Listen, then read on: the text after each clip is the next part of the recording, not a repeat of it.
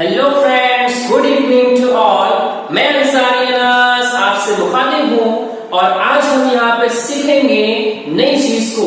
जैसा कि आप सबके सामने यहाँ पे दिखाई दे रहा है इकोनॉमिक्स। जी हाँ फ्रेंड्स, आज हम पढ़ेंगे इकोनॉमिक्स का एक कॉन्सेप्ट जिसका नाम है मैक्रो इकोनॉमिक्स। जी हाँ दोस्तों, लास्ट वीडियो में हमने सीखे थे माइक्रो इकोनॉमिक्स का मतलब क्या होता है, माइक्रो इकोनॉमिक्स का असम्पशंस क्या है, माइक्रो इकोनॉमिक्स की स्टडी कैसे करेंगे। तो आज का जो वीडियो है इसमें हम सीखेंगे मैक्रो इकोनॉमिक्स की मीनिंग, मैक्रो इकोनॉमिक्स का पूरा जो कॉन्सेप्ट है उन सभी चीजों को सीखेंगे। लेकिन प्यारे प्यारे दोस्तों, जैसा कि आप सभी को यहाँ पे दिखाई दे रहा है एक पर्सन जो ऑलरेडी आ चुका है, हमारे हिंदुस्तान भारत का मैप जो बन चुका है। इन दोनों का इस वीडियो में काफी महत्वपूर्ण रोल है जो हम आगे देखने वाले हैं। लेकिन प्यारे दोस्तों, इस वीडियो को स्टार्ट करने से पहले जिन्होंने अभी तक हमारे चैनल को सब्सक्राइब नहीं करे हैं, प्लीज चैनल को सब्सक्राइब करके बेल आइकन प्रेस कर दें ताकि हमारी सारी वीडियोस आप तक का पहले पहुंच सके। तो दोस्तों, वीडियो को स्टार्ट करते हैं। सबसे पहले यहाँ पे आप सभी को दिखाई दे रहा होगा मैक्रो इकोनॉमिक्स। जी हाँ दोस्तों, मैक्रो इकोनॉमिक्स ये वही इकोनॉमिक्स है जिसे रैगनार फिश ने दो पार्ट्स में डिवाइड किए थे, जिसे आपने नाम दिए थे branches of economics, micro macro, micro macro. अब जरा बात को समझो। मैक्रो का सिंपल मतलब होता है एग्रीगेट, टोटल स्टडी करना या लार्ज क्वांटिटी में स्टडी करना। एक सिंपल सी मैं एग्जांपल लेता हूं, फिर मैं आगे बढ़ता हूं। फॉर एग्जाम्पल, एक क्लासरूम है जहां पे 100 बच्चे बैठे हैं, जहां पे 100 स्टूडेंट्स हैं। अब यहाँ पे मैं हर स्टूडेंट्स के बारे में स्टडी करता हूँ। मैं अगर हर किसी के बारे में स्टडी करूंगा, that is called macro study. Macro का मतलब क्या होता है कि आप एग्रीगेट स्टडी कर रहे हो, आप सारे बच्चों की स्टडी एक साथ कर रहे हो, that is called aggregation. Aggregation का मतलब क्या होता है, एक साथ स्टडी करना, as a whole, as a बोल सकते हो टोटल या लार्ज क्वांटिटी, सब चीज यहाँ पे चलेगा। ठीक है, अब कॉन्सेप्ट को स्टार्ट करते हैं। मैक्रो जो कि एग्रीगेट कॉन्सेप्ट माना जाता है, इस कॉन्सेप्ट को समझने के लिए हमारे पास एक पर्सन है और आपको मालूम है इस पर्सन का नाम देना निहायत जरूरी है। इस पर्सन का हम यहाँ पे नाम देंगे विनोद, विनोद थारू, विनोद थारू। ये नाम सुन के आपको कुछ याद आया होगा, विनोद थारू, विनोद थारू जो आजकल बहुत ज्यादा ट्रेंडिंग में है, जो बहुत ज्यादा ट्रेंडिंग में है। विनोद थारू की बात करेंगे, जिसे आज हम यहाँ पे यूट्यूब के नाम से यूट्यूब पे जाना था विनोद, विनोद। ये जो हमारे पास वर्ड आ रहा है विनोद, ये वर्ड आप लोग बहुत ज्यादा जाने होंगे, सुने होंगे हर जगह पे। विनोद का जो ये लफ्ज है, जो नाम है, ये ट्रेंडिंग में चल रहा है सोशल मीडिया में, हर जगह विनोद विनोद विनोद। विनोद कौन है किसी को मालूम ही नहीं है। फिलहाल हमारे पास जो पर्सन है हम इसको मान लेंगे कि ये हमारे लेक्चर का विनोद है। तो लेट्स स्टार्ट, हम विनोद से ही स्टार्ट करेंगे अपने कॉन्सेप्ट को। अब सबसे पहले आप लोग विनोद की स्टोरी को समझो। इसकी स्टोरी क्या है कि सर ये एक कंपनी में जॉब करता है, ये एक सैलरीड एम्प्लॉय है, जिसे मंथ के लास्ट में या मंथ के फर्स्ट डे सैलरी मिलती है। इसकी जो मंथली सैलरी है वो यहाँ पे 40,000 रुपए, 40,000, 40,000 रुपए ये इसकी इनकम है, ये इसकी पूरे मंथ की इनकम है, सैलरी है 40,000। अब जरा मुझे एक बात बताओ, विनोद पूरे महीने काम करता है, मंथ के लास्ट से उसे 40,000 रुपए मिलते हैं। क्या ये 40,000 रुपए विनोद पूरा का पूरा खर्चा कर देगा? नहीं सर, विनोद इसमें से कुछ पैसा बचा लेगा। तो विनोद यहाँ पे खर्चा करता है 30,000, 30,000। विनोद ने यहाँ पे 30,000 खर्चा किया तो इसके पास बच गया 10,000, 10,000। तो यहाँ पे इसने खर्चा किया, दैट इज कॉल्ड एक्सपेंडिचर। 10,000 बच गया, दैट इज कॉल्ड सेविंग। अब आपके पास तीन कॉन्सेप्ट है, income, expenditure, saving. Income, expenditure, saving. तो ये विनोद की स्टोरी है, ये हमारे विनोद की स्टोरी है। उसकी मंथली इनकम 40,000 रुपए, पूरे महीने में 30,000 खर्चा करता है, बचाता है 10,000 रुपए, दैट इज कॉल्ड सेविंग। अब सर प्रॉब्लम यहाँ पे विनोद को आ गई, भाई विनोद थारू जो YouTube पे ट्रेंडिंग में चल रहा है, विनोद के नाम से जाना जा रहा है, भाई विनोद को एक प्रॉब्लम आ गई है, एक परेशानी आई, तो मुसीबत में पड़ गया है। वो क्या बोलता है कि जो पैसा मैंने खर्चा नहीं किया है, जो पैसा मैं सेव करना चाहता हूँ, आखिरकार ये पैसा मैं कहाँ सेव करूँ? अगर मैं घर में करूंगा, हो सकता है मैं खुद खर्चा कर दूं, हो सकता है मम्मी आए पैसा लेके चले जाए, मौसी आए पैसा लेके चले जाए, पापा आए पैसा लेके चले जाए। इसको डर है पैसा खर्चा हो जाएगा, ऑलरेडी मैंने 30,000 रुपए खर्चा कर दिए हैं, अब 10,000 को मुझे बचाना है। तो अब इसका दिमाग काम नहीं कर रहा है। अब यहाँ पे मैं कुछ चीज नाम को चेंज करूंगा, जैसे कि ये जो हमारे पास वर्ड दिखाई दे रहा है एक्सपेंडिचर, इसी को हम यहाँ पे रिप्लेस कर देंगे कंजम्पशन। तो हम यहाँ पे कंजम्पशन ज्यादा बेटर वर्ड लगता है, कंजम्पशन, ठीक है। सेकेंड, इकोनॉमिक्स के पॉइंट ऑफ व्यू से बात करेंगे तो इनकम को हम यहाँ पे जानते हैं as a yield, as a yield. Yield मतलब कैसा? इनकम। कंजम्पशन, जो पार्ट आपने कंज्यूम कर दिए, खर्चा कर दिए। सेविंग, जो आपने बचा लिए। अब यहाँ पे होती है स्टोरी खत्म कि विनोद यहाँ पे बहुत ज्यादा परेशान है। विनोद सोचता है कि 10,000 रुपए मैं कहां पे सेविंग करूं। तो पहला वर्ड हमारे पास आएगा, वो हमारे पास आएगा सेविंग। तो फर्स्ट मेरे पास एक वर्ड आ रहा है, that is called saving. Vinod को प्रॉब्लम है कि सेविंग कहां पे की जाए, कहां पे की जाए। घर में करेंगे, मौसी लेके जाएगी, हो सकता है मैं कुछ खर्चा कर दूं। तब विनोद के दिमाग की बत्ती जली और वो सीधा पहुंचा बैंक में। विनोद पैसा लेके पहुंच गया है बैंक में, यानी उसने पैसे को जमा कर दिया है, सेव कर दिया है बैंक में। अब जरा बात को समझो, तो यहाँ पे विनोद की स्टोरी होती है खत्म। अब जरा बात को समझो। अब विनोद ने सर यहाँ पे 10,000 रुपए बचा दिया है सेविंग। विनोद ये पैसा लेकर पहुंचता है बैंक में।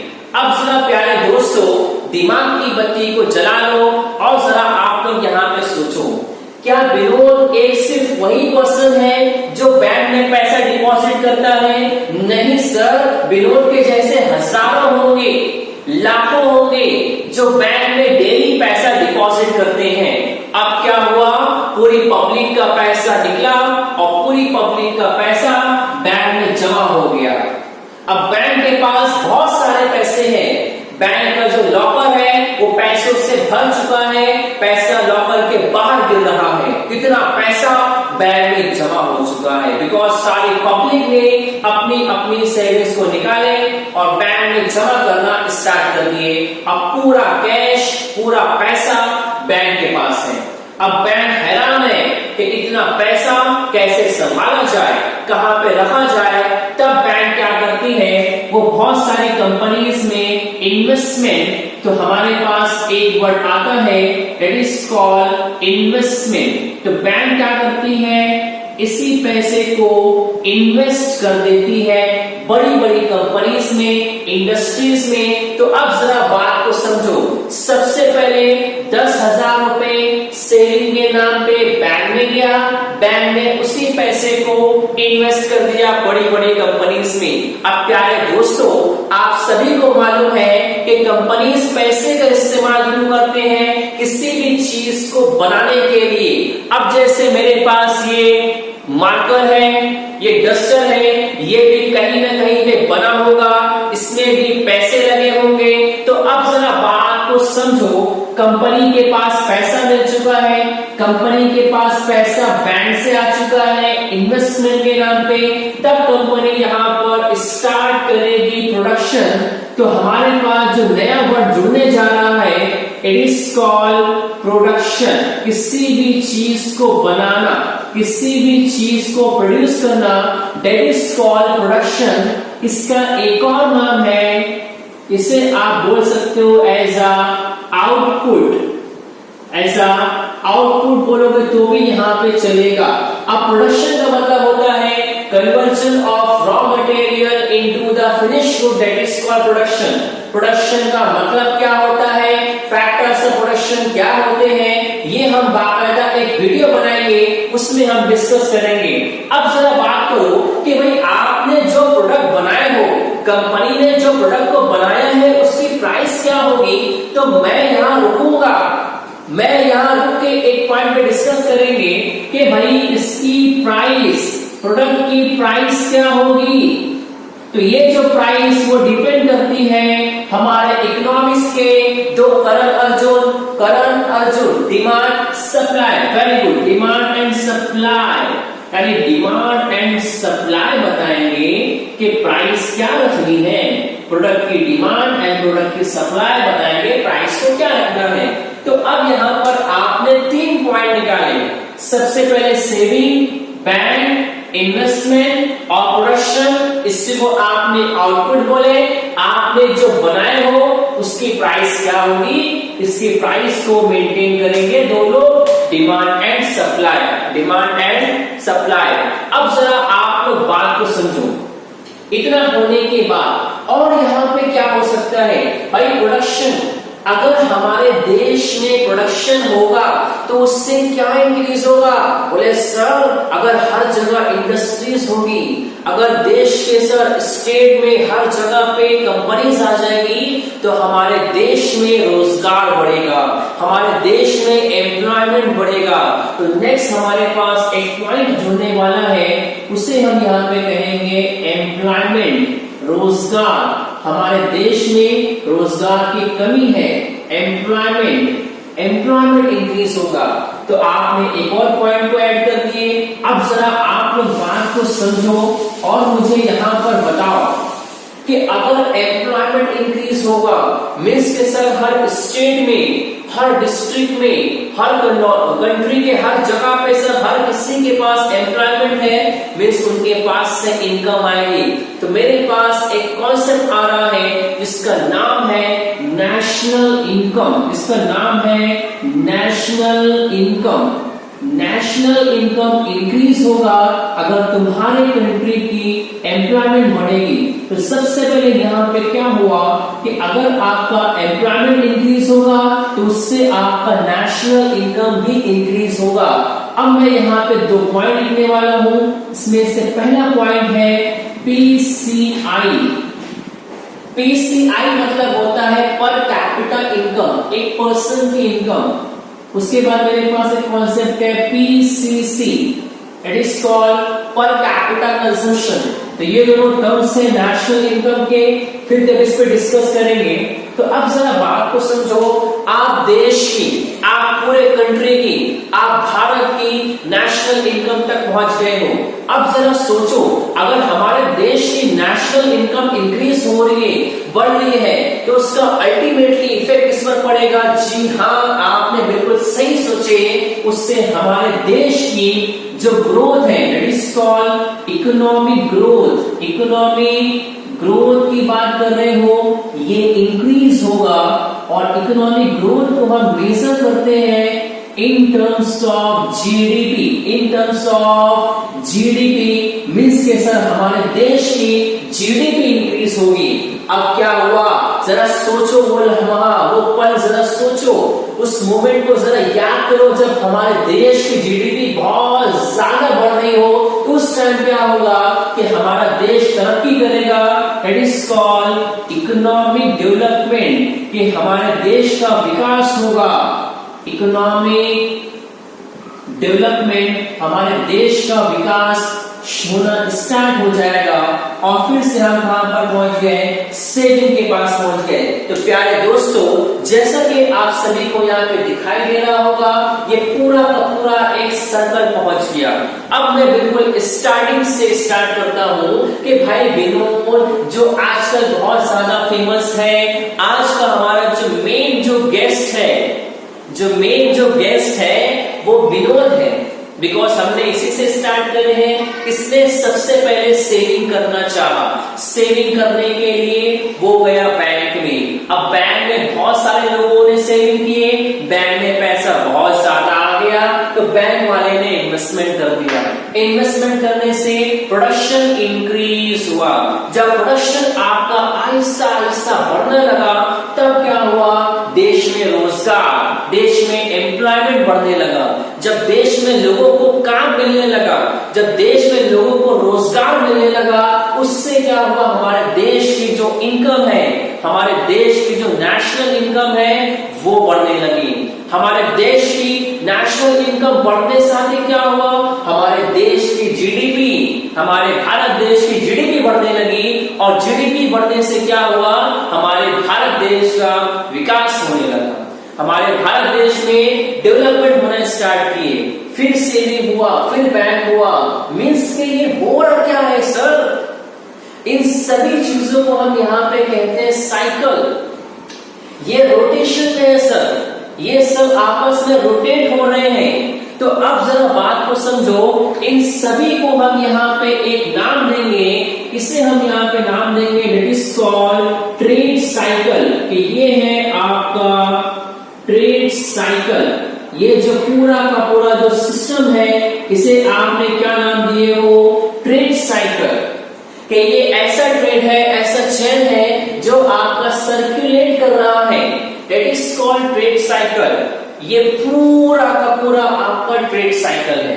अब जरा बात को समझो, अगर आपने गौर किए होंगे, आपने इसको बारीकी से देखा होगा, तो आपके दिमाग में पॉइंट क्लिक हुआ होगा कि अगर सेविंग कम हो जाए, अगर सेविंग 10,000 की बजाय 2,000 हो जाए, सेविंग अगर कम हुई तो बैंक में पैसा कम आएगा। जाहिर सी बात है सर, बात समझ में आ रही है। अगर बैंक में पैसा कम हुआ तो इन्वेस्टमेंट कम होगा, इन्वेस्टमेंट कम हुआ, प्रोडक्शन कम होगा, प्रोडक्शन कम हुआ, एम्प्लॉयमेंट कम होगा, एम्प्लॉयमेंट रोजगार कम हो गया तो देश की इनकम कम हो जाएगी। जब देश की इनकम कम हो जाएगी तो जीडीपी कम हो जाएगी, जीडीपी कम हो जाएगी तो सर डेवलपमेंट विकास कैसे हो पाएगा। तो पता ये चला कि इसमें जितने भी फैक्टर्स हैं वो सब एक दूसरे पे डिपेंडेंट हैं। इसीलिए हम इन सभी को कहते हैं कि it is independent, it is called interdependence. Normally interdependence मतलब कि सर ये सारे के सारे फैक्टर्स एक दूसरे पे डिपेंड है, दैट इज कॉल्ड इंटरडिपेंडेंस। कि ये सब के सब एक दूसरे पे डिपेंड करते हैं। अब मैं यहाँ पे एक बार यूज करने जा रहा हूं। सबसे पहले आपने स्टार्टिंग में क्या बोले कि सर मैक्रो इकोनॉमिक्स म्हणजे व्हाट, एग्रीगेट। एग्रीगेट का जो वर्ड है, एग्रीगेट का जो वर्ड है ये काफी इंपॉर्टेंट है, बिकॉज एग्रीगेट का जो वर्ड है यही हमारे मैक्रो इकोनॉमिक्स की जान है। अगर मैं यहाँ पे लगा दूं एग्रीगेट सेविंग, अगर मैं यहाँ पे जोड़ दूं एग्रीगेट सेविंग, तो ये पूरे देश की सेविंग हो जाएगी। एग्रीगेट बैंक, एग्रीगेट इन्वेस्टमेंट, पूरे देश की इन्वेस्टमेंट, पूरे मुल्क, पूरे भारत देश की investment. Aggregate production, overall total production. Aggregate employment, aggregate national income, aggregate economic growth, aggregate economic development. तो यहां पे क्या हुआ कि मैक्रो इकोनॉमिक्स का जो कॉन्सेप्ट है वो बेसिकली डिपेंड करता है ट्रेड साइकिल के ऊपर। ट्रेड साइकिल एक मैक्रो कॉन्सेप्ट है। ट्रेड साइकिल क्या होता है कि भाई मुझे हर चीज को एग्रीगेट में देखना है, मैं इंडिविजुअली नहीं देखूंगा, मैं हर एक को एक एग्रीगेट, एक एग्रीगेशन दूंगा। हर चीज को मैं एक टोटल पॉइंट ऑफ व्यू से देखूंगा। तो अब जो मेरे पास एक कॉन्सेप्ट आ रहा है मैक्रो कॉन्सेप्ट, तो मैक्रो मतलब होता है, macro means aggregate. Macro concept rate cycle है और ये पूरे फैक्टर्स एक दूसरे पे इंटरडिपेंडेंस है। तो आई गेस आपको ये पॉइंट समझ में आया होगा। अब मैं थोड़ा सा मैं और आगे बढ़ता हूं। जैसा कि आप सभी को प्यारे दोस्तों यहाँ पे दिखाई दे रहा होगा हमारे भारत देश का मैप है पूरा का पूरा हिंदुस्तान, पूरा भारत देश हमारे साथ खड़ा हुआ है। आज हम अपने भारत देश को भी साथ में लेकर आए हैं। इसकी हेल्प से हम यहाँ पे कॉन्सेप्ट को सीखेंगे। अब सबसे पहले हम बात करते हैं प्यारे दोस्तों, ये हमारा भारत देश है, ये हमारा प्यारा मुल्क है, प्यारा भारत देश है, इसकी बात करते हैं। ये पूरा का पूरा हमारी कंट्री है। अगर मैं भारत देश को डिफरेंट पार्ट्स में डिवाइड कर दूं, डिफरेंट पार्ट्स में डिवाइड कर दूं, आप समझ लोगे मैं क्या बताना चाह रहा हूं। मैंने डिफरेंट पार्ट्स में डिवाइड कर दिया है, ये देखो, ये मैंने इस तरह से डिवाइड कर दिया है। अब क्या हुआ, ये पूरा हमारा भारत देश है। अब इस भारत देश को आपने डिफरेंट पार्ट्स में डिवाइड किया, मतलब कि ये जो आपका छोटा छोटा पार्ट है ये आपका स्टेट है, ये आपका स्टेट है। जैसे कि ये दिल्ली, कश्मीर, राजस्थान की बात करो, महाराष्ट्र, केरला, तमिलनाडु, यूपी, हैदराबाद, मीन्स के आपके पास यहाँ बहुत सारे स्टेट है ना, स्टेट बहुत सारे आपके पास स्टेट है। दिल्ली है, गुजरात है, महाराष्ट्र, हैदराबाद, तमिलनाडु और सर यहाँ पे केरला की बात करो, तो आपके पास यहाँ बहुत सारे स्टेट्स हैं। मध्य प्रदेश, यूपी, आपके पास स्टेट्स बहुत सारे हैं। तो मुझे एक बात बताओ कि भाई ये जो हमारे पास मैक्रो इकोनॉमिक्स है, मैक्रो इकोनॉमिक्स ये पूरे के पूरे कंट्री की सेविंग, पूरे भारत देश की सेविंग, इन्वेस्टमेंट पूरे भारत देश की इन्वेस्टमेंट। तो ठीक है, हमारे पास एक प्रोफेसर है जिनका नाम है प्रोफेसर बॉल्डिंग। ये काफी इंटरेस्टिंग बात इन्होंने कही है, प्रोफेसर बॉल्डिंग। भाई प्रोफेसर बॉल्डिंग क्या कहते हैं? प्रोफेसर बॉल्डिंग ये कहते हैं, मेरी बात पे गौर से सुनो, प्रोफेसर बॉल्डिंग का स्टेटमेंट कहने जा रहा हूं मैं। प्रोफेसर बॉल्डिंग का जो स्टेटमेंट है वो ये ट्रेड साइकिल, ये मैक्रो इकोनॉमिक्स और ये मैप तीनों में कनेक्शन क्रिएट करेगा। इनका स्टेटमेंट है, forest is the aggregation of trees, forest is the aggregation of trees but it does not reveal the individual property। ये प्रोफेसर बॉल्डिंग का स्टेटमेंट है। उनका स्टेटमेंट क्या है? Forest is the aggregation of trees, कि मैं यहाँ फॉरेस्ट को मैं अज्यूम करता हूं कि पूरी जो कंट्री है, कंट्री एक फॉरेस्ट है, और यहाँ पे जो ट्रीज की मैं बात कर रहा हूं मैं, ट्रीज आपके स्टेट है। अब सेंटेंस को मैं वापस से पढ़ता हूं, forest is the aggregation of trees, is the aggregation of trees, कि हमारे पास ये मुल्क है, हमारा जो देश है, इसे मैंने फॉरेस्ट मान लिया, और ये जो हमारे पास जो स्टेट है इसे मैंने ट्री मान लिया। अब सब बात को समझो, forest is the aggregation of trees but it does not reveal the individual property of tree। कि सर यहाँ पे क्या हो रहा है, अब जरा बात को समझो। ये देखो, ये मेरे पास महाराष्ट्र है, ये मेरे पास दिल्ली है, ये मेरे पास यूपी है। मैंने 3 स्टेट का नाम लिया है, दिल्ली, महाराष्ट्र, यूपी। एक और मैं ऐड करता हूं मैं, गुजरात, मैंने गुजरात को भी ऐड कर लिया। अब आपके पास 4 स्टेट है।